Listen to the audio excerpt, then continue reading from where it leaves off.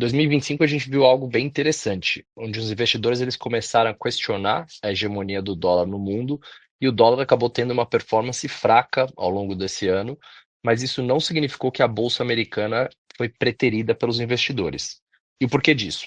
Bom, a resposta está na onda de AI e tecnologia, onde os investidores globais claramente optaram por não ficar de fora desse movimento que a gente vê como um movimento estrutural. Então, quando a gente olha este momento de mercado, né, com alta concentrada em poucos nomes no mercado global nos Estados Unidos, a gente tenta olhar cada uma dessas ações, se os fundamentos eles correspondem ao valuation.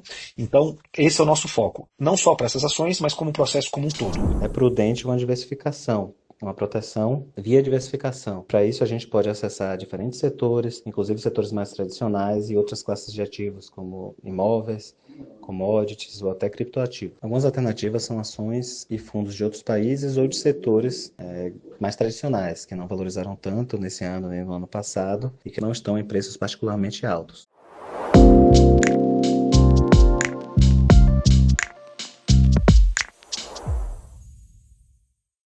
Olá a todos, sejam muito bem-vindos a mais um Expresso Outliers, aquela pausa para avaliar estratégias, oportunidades e principalmente o que pode entrar na sua carteira de investimentos. Me chamo Clara Sodré, sou analista de fundos na XP e seguimos na nossa toada global. E hoje eu gostaria de falar aqui um pouco sobre o universo da renda variável global, os temas que estão em voga esse ano e deixar a provocação. Quem tem medo da alta da Bolsa Americana? Quem tem medo de uma bolha? Pois é, vamos falar de presente, passado, uma pincelada de expectativas pelo futuro e principalmente como você pode investir nesse mercado. E como de costume, chamo aqui convidados que entendem, que são especialistas no assunto. Nós teremos aqui conosco a visão uma visão de research, de alocação e de gestão, com convidados especiais. Fernando Ferreira, estrategista-chefe da XP, o Cristiano Castro, diretor de desenvolvimento de negócios da BlackRock Brasil, e também teremos a participação do Ian Sena, sócio da Act Investimentos e líder de alocação internacional. Bem, agora com nossos convidados anunciados, bora começar a esquentar a água, entender um pouco mais o que é o principal tema que está nesse momento impactando o mercado? Hora de falar um pouco sobre qual é a taxonomia de uma bolha.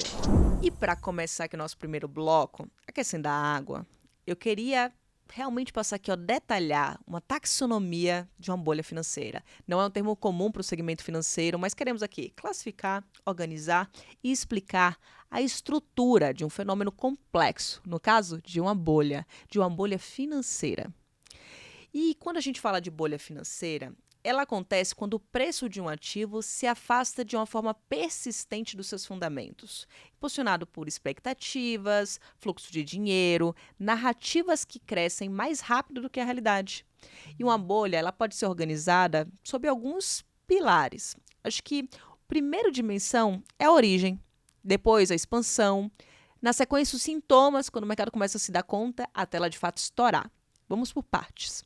Primeiro, vamos entender a origem de uma bolha.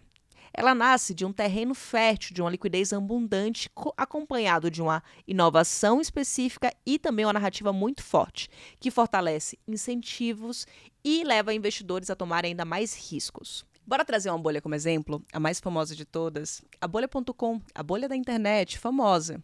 E a origem dela foi o lançamento da internet e toda a euforia criada em torno disso. E aí vem o segundo pilar de uma bolha, que é a expansão. O mercado entra num ciclo de retroalimentação. Os preços sobem porque os preços estão subindo e aí entra mais gente comprando e isso faz com que o mercado continue entrando num fluxo forte, alimentado por uma narrativa forte. Uma narrativa que elimina completamente qualquer desconfiança se é uma bolha ou não. E na bolha.com, eu queria trazer aqui um gráfico famoso do índice da Nasdaq entre 1994 e 2005, que mostra esse volume de dinheiro entrando. Essa foi uma bolha que começou em 1994 e fez com que as cotações das empresas de tecnologia listadas em bolsa tivessem uma alta bem expressiva. Para você ter uma ideia de como essa valorização ela foi intensa, para além desse gráfico que está aqui na tela, vale aqui trazer alguns comparativos de preço. Trazendo a Microsoft como exemplo, em 1994, cada ação custava cerca de $2,60. Em 2000, $58,38.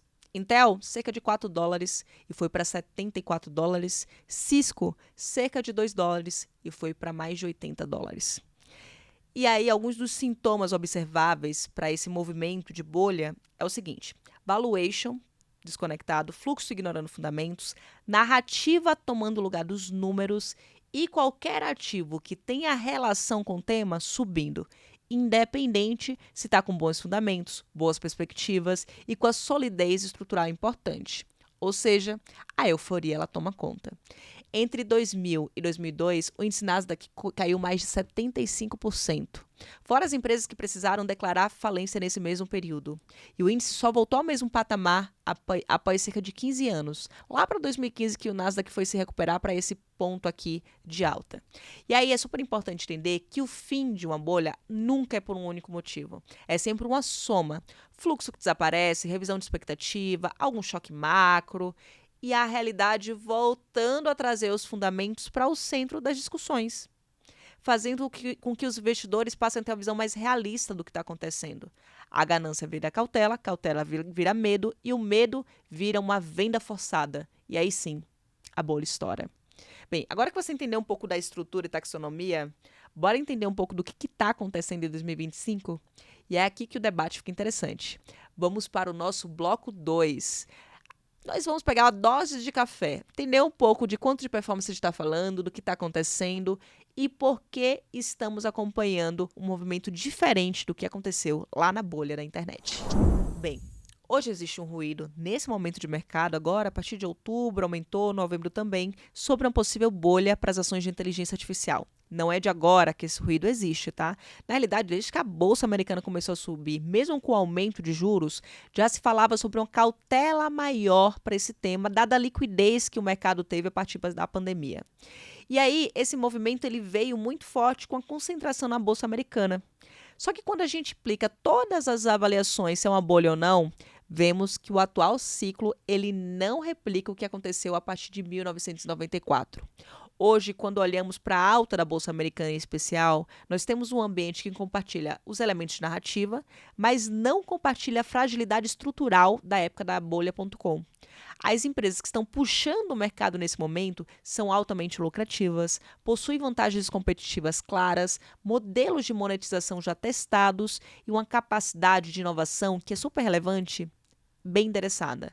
E é óbvio que sim, pode existir uma parcela de euforia que fica suscetível a uma correção no futuro, mas só a questão dos fundamentos e do lucro está acompanhando todo esse movimento já é um sinal aqui que a gente entende que a narrativa ela está acompanhando de fato o que está acontecendo no mundo nesse momento, que é uma mudança estrutural. E a gente está acompanhando a correção forte nesse final de ano nesse mercado e uma volatilidade grande também relacionada ao tema. E é muito importante trazer alguns elementos aqui. Até porque depois de quase 2 anos em que qualquer ativo que se titulava AI avançava, o mercado passou a olhar com mais calma para o capex quase trilionário e um retorno ainda difuso com um valuation que já embute uma performance operacional interessante. O que eu estou querendo falar aqui, tá? A gente está em um momento em que existe um desconforto crescente com a expectativa versus realidade, ou seja, o que esperar de crescimento olhando para frente para essas empresas. Ou seja, o que avançou até aqui de performance tem relação com o que era de projeção de lucro, que foi efetivado, mas olhando para frente tem um pouco mais de certeza de quanto de crescimento pode ter olhando para frente. Logo, em um cenário que tem um pouco mais de certeza, logo esperado, uma correção. Mas vamos olhar um pouco mais com calma? Eu trago aqui um gráfico que olha a performance das bolsas globais até o dia 25 de novembro, no mês de novembro, tá? E os mercados passando por uma forte correção, especialmente para os setores do segmento de tecnologia, que está aqui do lado, ó, ETFs regionais.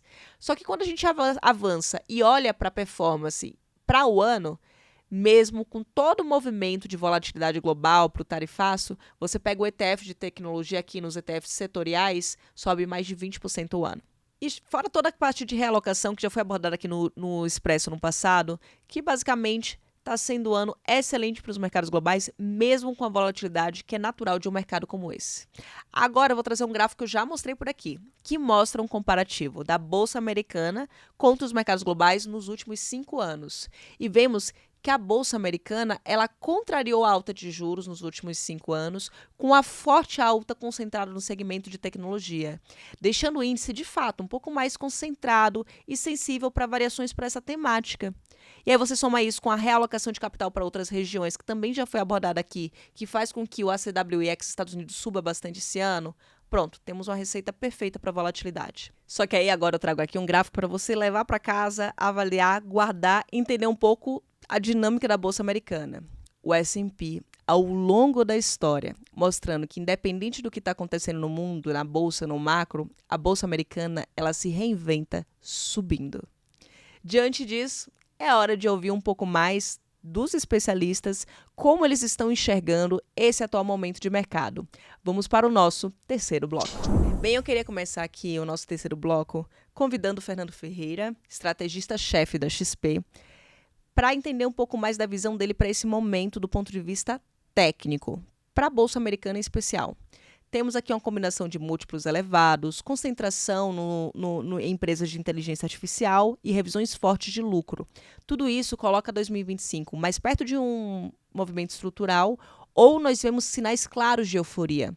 Como é que você enxerga esse movimento, tanto do ponto de vista narrativa versus do ponto de vista fundamento técnico nesse momento de mercado? Bom, 2025 a gente viu algo bem interessante, onde os investidores eles começaram a questionar a hegemonia do dólar no mundo e o dólar acabou tendo uma performance fraca ao longo desse ano, mas isso não significou que a Bolsa Americana foi preterida pelos investidores. E o porquê disso? Bom, a resposta está na onda de AI e tecnologia, onde os investidores globais claramente optaram por não ficar de fora desse movimento que a gente vê como um movimento estrutural.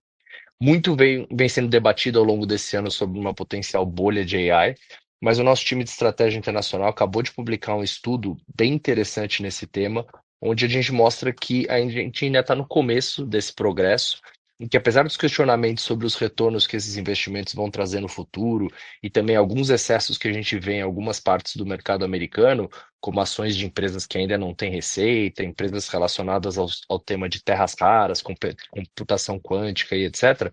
Quando a gente olha para o S&P, para o Nasdaq e para as Big Techs, a gente não vê sinais de bolha no mercado atual.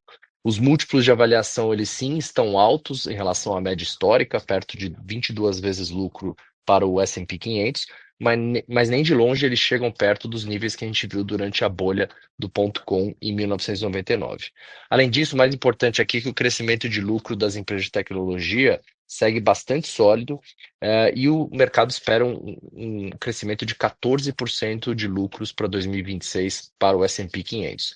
Por isso que no nosso relatório Onde Investir 2026, a gente fez um upgrade para a visão de Bolsa Americana para neutro, dado essa visão de que a gente não vê uma bolha no mercado americano e também vemos um crescimento que deve se sustentar em um patamar forte quando a gente olha para os próximos anos. Ferreira, muito obrigada pela sua contribuição. Agora eu queria trazer um pouco da visão da gestão com Cristiano Castro, da BlackRock.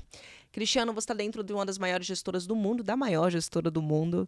E eu queria trazer aqui um pouco, se você puder compartilhar, como é que os gestores globais hoje conseguem separar o que é ruído e o que é fundamento e, principalmente, como vocês conseguem avaliar um momento como esse de mercado em que a alta está concentrada em poucos nomes do mercado global americano? Aqui na BlackRock a gente acredita em algumas coisas. Primeiro, a gente tenta definir o que é o ruído, né? O ruído vem muito de notícias sensacionalistas, de rumores, talvez de alguma outra mudança rápida de algoritmos no mercado financeiro. Também pode ser alguma mudança de um indicador econômico, né, que mexe com o mercado no momento do curto prazo, apesar dos outros indicadores estarem levando os fundamentos para outra direção. Então eu acho que isso é o que a gente define como ruído. E aí a gente tenta ficar muito focado nos fundamentos, que é crescimento dos resultados, fluxo de caixa, dividendos, oportunidades de reinvestimento, ou se teve alguma mudança estrutural na empresa. Pode ser exógena ou endógena. Exógena seria, por exemplo, uma mudança demográfica ou de hábito de consumo. Endógena poderia ser uma mudança da tecnologia da empresa, tornando ela mais produtiva. Aqui na BlackRock, como é que a gente faz? A gente foca na parte bottom-up, né, de análise. Depois a gente foca muito em ancorar as expectativas de longo prazo, né? A gente tem aqui um processo muito disciplinado e a gente tenta sempre focar em estar ancorados, né, nos nossos objetivos, a gente liderar com evidência, né, ter certeza que a gente só vai trocar alguma coisa estrutural se a gente tiver uma evidência. A gente usa muitos dados, muita parte quantitativa para tomar as decisões. Então, quando a gente olha este momento de mercado, né, com alta concentrada em poucos nomes no mercado global nos Estados Unidos, a gente tenta olhar cada uma dessas ações, se os fundamentos eles correspondem ao valuation. Então, esse é o nosso foco, não só para essas ações, mas como processo como um todo. Bem, agora que temos duas óticas, gostaria de trazer agora a ótica alocação. E eu gostaria de convidar o Ian Sena, sócio da Equity Investimentos e responsável pela alocação internacional na operação, para entender um pouco mais do ponto de vista do investidor. Ian, trazendo para o investidor brasileiro, como montar uma carteira de renda variável global em um contexto em que as bolsas já subiram forte ao longo do ano e que nós tendo também ruídos a respeito da sustentabilidade dessa alta. Em paralelo, temos um forte apetite por parte dos investidores. Como faz para equilibrar risco, diversificação global, proteção de carteira e exposição em temáticas relevantes para esse momento de mundo? Há grandes diferenças entre o momento que a gente vive hoje, as empresas e os preços que a gente vê hoje, comparado ao ano 2000.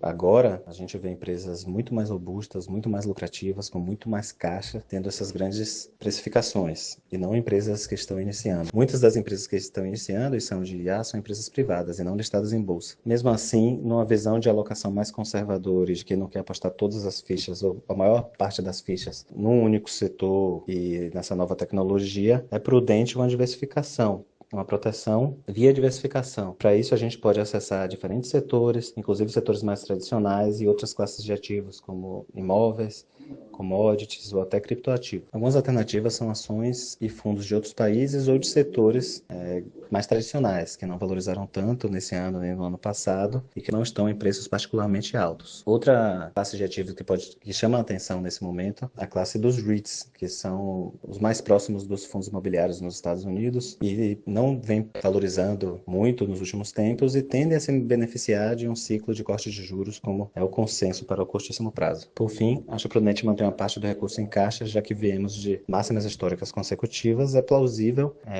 crer que em algum momento no futuro próximo, algum trigger, alguma notícia venha causar uma correção e traga oportunidades de investimento a preços mais baratos. Ian, muito obrigada aqui pela sua participação. Porque agora, depois de ouvir os nossos convidados, é hora do Expresso. Quais são os principais insights dessa conversa? Primeiro, nem toda alta é uma bolha, mas uma bolha nasce de um excesso de narrativa sem fundamento. E 2025 é um ano que a narrativa está crescendo tão rápido quanto os lucros, não só 2025, nos últimos 5 anos, na verdade. Então, a gente não enxerga, nesse momento, uma bolha formada. Mas é importante ter cautela com a concentração e você não buscar concentração em um momento como esse. Por isso, buscar a gestão ativa e seletividade na hora de alocar, principalmente em temáticas novas como inteligência artificial, e entender o que está acontecendo nesse mercado, é importante. Número 2, o risco que vemos hoje é de velocidade e não da inexistência de fundamentos.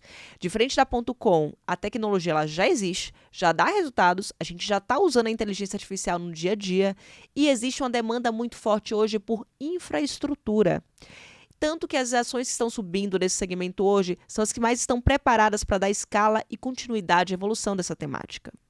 E a pergunta, e o nosso terceiro ponto aqui do nosso Expresso, a pergunta correta que o investidor deve fazer não é se é uma bolha, se vai estourar, e sim como eu posso alocar em temas relevantes desse momento de uma forma responsável e diversificada. E aqui entram alguns elementos importantes que foram destacados nesse episódio. Tamanho da posição, horizonte de investimento, diversificação regional e proteção. Tudo isso traz maior proteção para o investidor para investir no longo prazo. Vai investir nesse momento? Está buscando temáticas que não encontra na nossa Bolsa Brasileira? Conte com ajuda para investir e diversifique, principalmente, trazendo toda essa curadoria que você pode ter o apoio de uma gestora global para fazer isso. E, com isso, acredito que nossos principais recados estão dados aqui. Eu já falei por aqui sobre a importância de separar o que é fundamento e o que é ruído, e por isso é muito importante para você, investidor, continuar se informando e, principalmente, entendendo um pouco mais sobre esses temas que estão mudando o mundo como um todo. Bem, O nosso Expresso fica por aqui, a gente continua ouvindo os feedbacks de vocês. Na semana que vem continuamos com Outliers no seu programa tradicional falando de alocação global. E novamente, continue nos acompanhando por aqui, compartilhando esse conteúdo que tem o objetivo de te ajudar a investir melhor. Até uma próxima.